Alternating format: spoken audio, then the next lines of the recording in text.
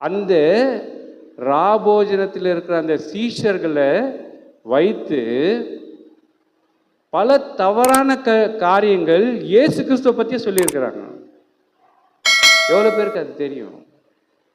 அந்த ராபோஜனன்ற அந்த படத்தை வச்சு நம்ம வீட்டிலலாம் மாட்டியிருப்போம் இல்லையா?